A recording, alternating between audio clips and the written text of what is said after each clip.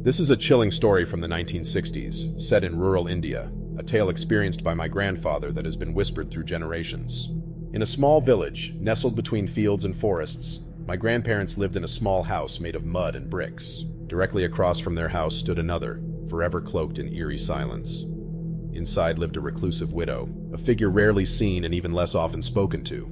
This woman was said to have a peculiar affliction, a susceptibility to possession, a condition linked to certain astrological signs, according to local beliefs. Each night, horrifying screams would emanate from her home, a cacophony of unnatural voices that sent shivers through the village. One terrifying night, the screams escalated to new heights. Dual voices, gurgling and ear-piercing shrieks filled the air. Finally, the villagers, bracing themselves with courage and clutching fire torches as there was no electricity back then, decided to confront the terror head-on. My grandfather, reluctantly leading this brave group, approached the widow's door. With a determined kick, they forced the door open. Instantly, the screams halted. What lay beyond was engulfed in the oppressive silence of the unknown. With his heart pounding, my grandfather stepped inside, his torch casting flickering shadows in the darkness. They all froze as a sickening sound disrupted the quiet, a crunching, slurping, and gurgling noise that was almost too horrifying to comprehend. Slowly, my grandfather turned toward the sound. There she was, sitting in a dimly lit corner, her clothes stained with blood, hair wild and unkempt. She sat amidst a heap of filth, gnawing on the flesh of a hapless hen that had wandered into her home. Her face, smeared with blood, contorted into a grotesque expression. As the villagers watched, horrified, the woman abruptly stopped her grotesque feast and fixed her gaze on my grandfather. Her eyes, yellow and feverish, glowed with a strange madness, the pupils a ghostly gray. Before anyone could react, she lunged at him with a speed that defied explanation, biting him fiercely on the thigh. My grandfather awoke from this nightmare with a scream, drenched in sweat. But as he reached for the water jug beside his bed, his heart skipped a beat. A sharp pain shot through his thigh. Holding up an oil lamp, he discovered a vivid, greenish bite mark on his skin, the same spot attacked in his dream. Panic gripped the village. Fueled by fear, the villagers performed holy rituals, hoping to shield themselves from the malevolent energies surrounding them. They avoided the woman's house, shunning it like a shadow of doom, both day and night. Eventually, the screams ceased, and the widow passed away. Authorities found her self-mutilated body and, with ritualistic care, dismantled and set fire to her home. Traditional ceremonies were held to appease the spirits believed to haunt the land. To this day, my grandfather remembers the encounter, haunted by those feverish yellow eyes, the nightmare that transcended the realm of dreams and reality. Owen shared a chilling story from Texas. I'm going to tell you about something that happened to me a couple of years ago. It's taken me this long to even talk about it because, honestly, I still can't explain it. It was one of those nights that starts off so normal, but ends with you questioning everything you know. It was late October. I was driving back from my brother's place in the next town over. It was around 11 p.m., maybe a little later, and I was on this stretch of highway that runs through some pretty rural areas. The kind of road where your high beams are the only thing lighting the way, and the trees on either side feel like they're closing in on you. I wasn't in any rush, just cruising, listening to some music to stay awake. There wasn't another car in sight, and it had been like that for miles. That's when I noticed the lights. At first I thought it was just a reflection or something, but then I realized there was a car behind me. No big deal, right? Except I hadn't seen it pull up. There was nothing behind me 1 second, and the next, there it was. Just there. I tried not to think too much about it. Maybe I just missed it. But something about it felt off. The car kept its distance for a while, but it was going slow, almost matching my speed, but never getting closer. I couldn't make out the make or model, and the headlights were too bright to see who might be driving. After a few more miles, the road started to curve, and I thought I'd lose them around the bend. But as I turned, the car didn't. It went straight. I swear it was like it drove right off the road. No sound of a crash, no skid marks, just gone. I stopped, pulled over, and turned around to see if maybe I'd missed a turn, or if there was some kind of hidden road they took, but there was nothing. I sat there for a minute, trying to wrap my head around it, when my radio cut out. At first I thought it was just static, but then I heard it. It was faint, but there was something in the static, like a voice. It was low, almost like a whisper, but I could hear it. "Turn around," it said. My heart stopped. I turned the volume all the way down, hoping it was just some kind of interference, but even with the volume down, I could still hear it. "Turn around." I was frozen. I didn't know what to do. My instincts were screaming at me to drive, but my hands wouldn't move. And then, I saw it. In the rearview mirror. A figure standing in the middle of the road, about 50 yards back, illuminated by my taillights. It wasn't moving, just standing there. It was too far away to make out any details, but I knew it was looking right at me. I floored it. I don't know how fast I was going, but I didn't stop until I hit the lights of the next town. When I pulled into a gas station, I was shaking so bad I couldn't even get out of the car. I checked my rear view again, but the road behind me was empty. I stayed there for about an hour, just sitting in my car, trying to calm down. When I finally made it home, I told myself it was just my imagination. Maybe I was overtired. Maybe it was just the dark playing tricks on me. But then, 2 weeks later, I read about an accident on that same stretch of highway. A car had gone off the road. The driver died instantly. The thing that still gets me, though, the thing that still makes my skin crawl? They found the body 50 yards from the car, standing.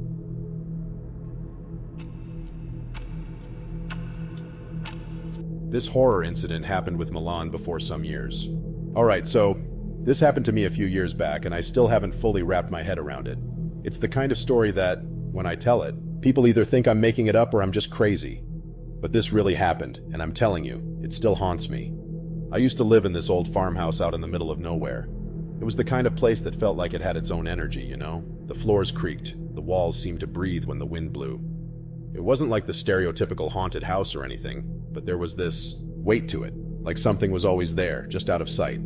Anyway, one night I was alone in the house. It was a Saturday, and my girlfriend at the time was out of town visiting her family. I was sitting in the living room watching TV, and around 11 p.m., I started hearing these strange noises. At first, I thought it was just the house settling, which wasn't unusual. But then, it started getting louder, like footsteps coming from upstairs. I muted the TV, just listening. There it was again. Thud, thud, thud. Slow, deliberate footsteps, like someone was walking around upstairs, but heavier than anyone I'd ever heard. Now, mind you, I'm supposed to be alone in this house. I grabbed my phone and a flashlight, trying to convince myself it was nothing. Maybe an animal got in. Maybe I left a window open. I made my way to the stairs, and as soon as I stepped on the first one, the footsteps stopped. Dead silent. I stood there for what felt like forever, just listening. No wind, no creaks, nothing. Finally, I got the courage to walk up the stairs. I checked every room. Nothing. Everything was exactly how I'd left it. But the thing is, it didn't feel empty. It felt like someone was standing right behind me, watching. I kept turning around, expecting to see something, but I didn't. I went back downstairs, convinced I was just imagining things.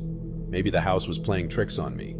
I tried to settle back in, but I couldn't shake the feeling that something was wrong. That's when I noticed something. In the corner of the living room, right by the hallway that led to the stairs, there was this shadow. And I'm not talking about just any shadow, like from the furniture or anything. This shadow was darker, thicker, and it didn't match anything in the room. It was just standing there, almost pulsing. I stared at it, trying to make sense of what I was seeing, and then, right before my eyes, it moved. I swear to God, it shifted. Not like the way shadows move when the light changes. It stepped forward. My heart was pounding, but I couldn't move. It was like my feet were glued to the floor, and then the shadow, whatever it was, began to stretch. It got taller, like it was rising up, and then it disappeared. Just gone. Like it had never been there. I don't know what happened next. I must have blacked out or something, because the next thing I remember, I'm waking up on the floor. My phone's battery dead, and it's morning. The whole house was eerily quiet, but it felt different. Lighter, somehow. Like whatever had been there was gone. I moved out a few months later. Couldn't stay there. But before I left, I did some research on the house.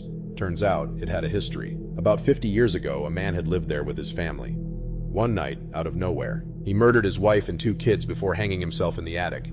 No warning, no explanation. Just snapped. The thing that chills me to this day, though? The old police report said that when they found his body, there was something else there. Something they couldn't explain. The officers on the scene described seeing a shadow, a figure, standing in the corner of the attic, just watching. They searched the house, but they never found anyone else. So, yeah, that shadow? I'm convinced it's still there, waiting for the next person to see it.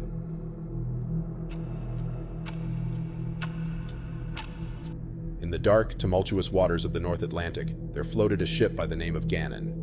Once a proud cargo vessel, her rusting hull now mirrored the grim shadows of clouds that rarely parted. For years, mariners whispered about the Gannon's mysterious disappearance, an even more inexplicable reappearance at sea, suspended in time yet haunted by unspeakable secrets.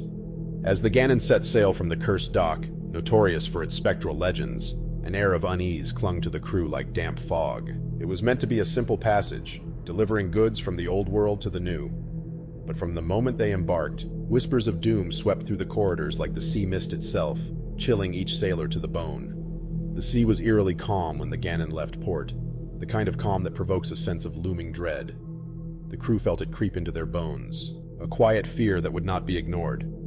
On the fourth night, under a clear sky and a perfect crescent moon, they were embraced by an unnatural fog, a dense blanket that silenced the world around them and brought with it an overwhelming weight of despair. The gloom brought with it phantoms, shadowy figures in tattered, age-worn attire, standing solemnly on deck. The crew, first dismissing this as fatigue and the tricks of mist, soon grew uneasy. The apparitions did not fade with the dawn. They lingered, growing more defined and ominous. These were not figments of imagination, but apparitions of those lost to sea, men with sunken eyes and lips sown by the weeds of time. On the sixth night, terror struck with the disappearance of young Jimmy O'Connell, eager to reach America. He was last seen heading into the cargo hold, torch flickering as if in a final farewell. His screams echoed through the ship, a haunting song of fright and despair, abruptly silenced by an otherworldly force. When his shipmates, panicked, rushed to the hold, they found only his torch in a puddle of water that shimmered eerily in the darkness. As days stretched into weeks, each sunrise cast ever longer, deeper shadows across the decks. More crew members vanished, claimed by the haunted belly of the Gannon. Those left behind became gaunt and pallid, whispering prayers to long-forgotten gods and clutching relics against the ever-present dread. The ghosts multiplied, accompanied by the sickly scent of brine and decay. It soon became clear that the Gannon had ventured into a realm untouched by time's grace, a world between worlds. The specters spoke in hushed tones, words barely audible over the blustering wind. Do not fight, do not follow, pay the debt. On what they feared would be the final night, Captain Henry Wallace, a man of steely determination and unyielding spirit, decided to confront the terrors head-on. Clutching an old, tattered logbook believed to hold the Gannon's cursed history, he descended into the ship's heart, the cargo hold, a place now pulsing with an unnatural dread. There, Captain Wallace uncovered the horrific truth. Long ago, in a desperate attempt to save his crew from a monstrous storm, a past captain had pledged the Gannon to the sea, a dark bargain that doomed all souls who boarded thereafter. The apparitions were the tortured remnants of lives tangled in this curse, begging for release, a tragic lineage bonded by a promise broken. But filled with compassion and resolve, Captain Wallace refused to accept this fate. He scrawled his final plea into the logbook, but this time he wrote not for resignation, but for redemption. Standing defiantly against the looming shadows, he spoke words of forgiveness and courage, promising release to the trapped souls and vowing to break the cycle of despair. As he finished his vow, an otherworldly light pierced the fog, enveloping the Gannon in warmth and serenity. The ghostly figures began to fade, a peace spreading across their ethereal faces as they whispered their gratitude. The monstrous weight lifted. The Gannon now felt lighter, freed from its cursed past.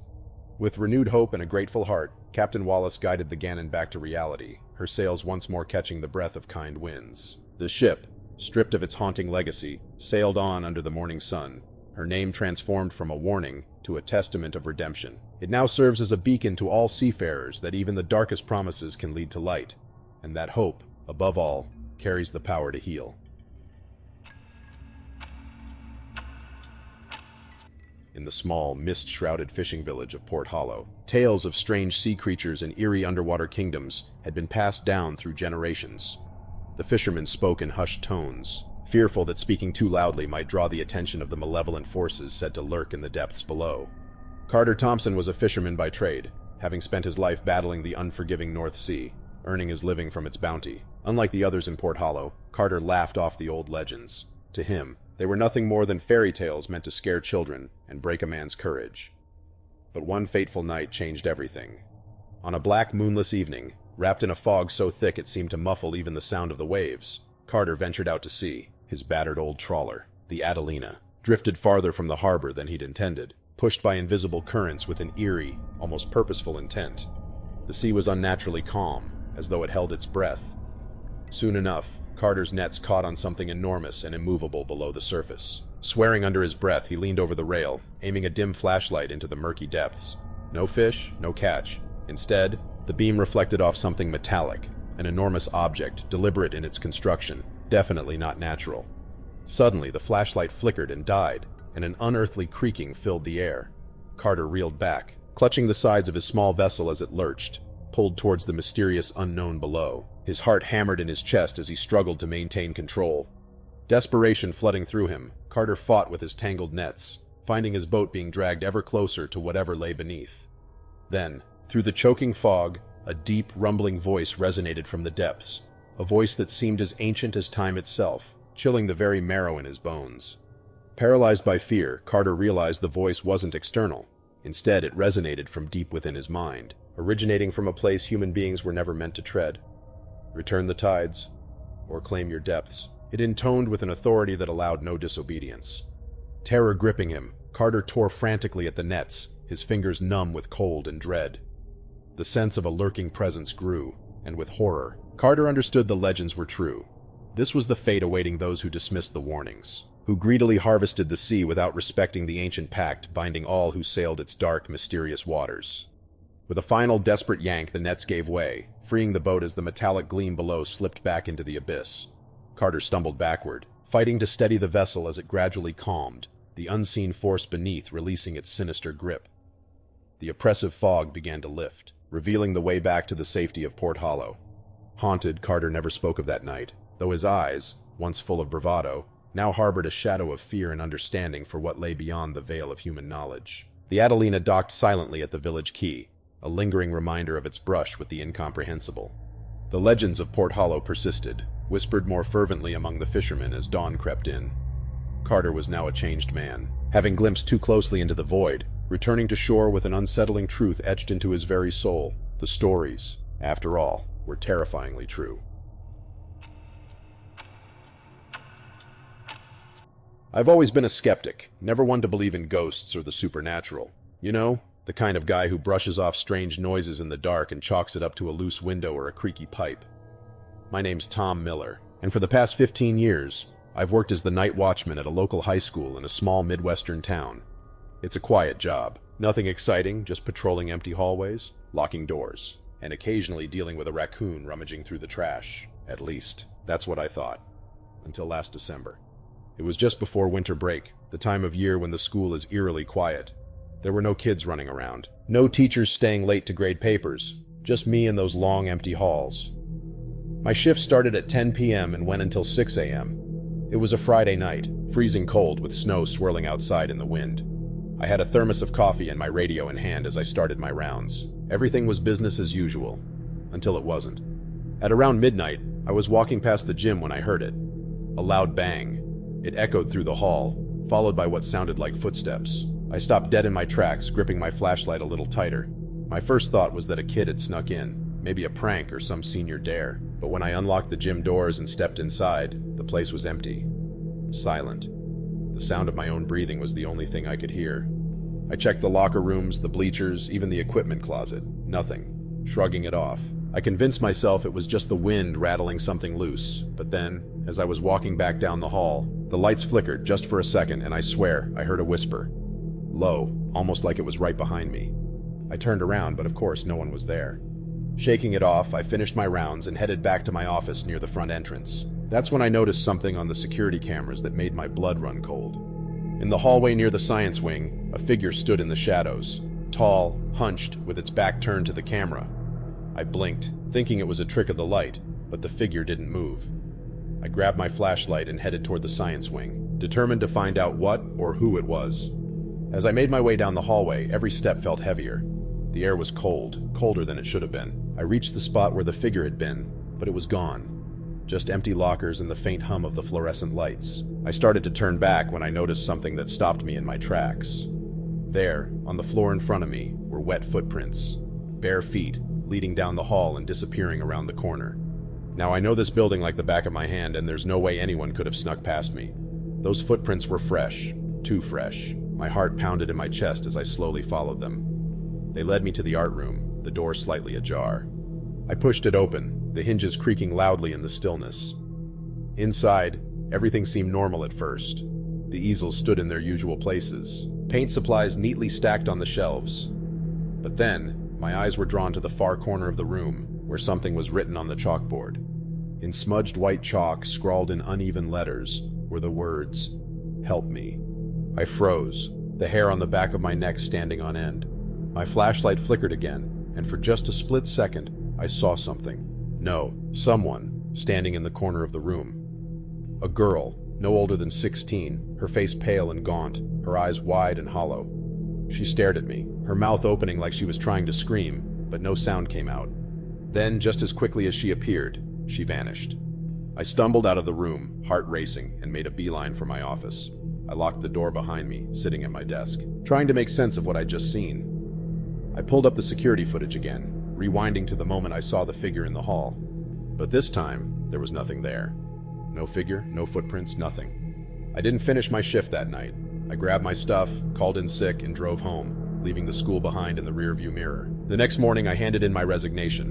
Whatever that thing was, ghost, spirit, or something worse, I wasn't sticking around to find out. I still don't know what I saw that night. Maybe it was the ghost of some poor kid who died at the school years ago, or maybe it was something else entirely. All I know is that I'll never set foot in that place after dark again. And if you ever find yourself alone in an old school at night, listen carefully. You never know who or what might be watching. And that's my story. Believe it or not, that's up to you. But I'll tell you one thing. I'm not the only one who's seen her. They say, late at night, when the snow starts falling, you can still hear the whispers in the halls. And sometimes, just sometimes, you'll catch a glimpse of her in the corner of your eye. But if you do, don't look too long, because she's always watching. Please give your opinion in the comment box about the stories.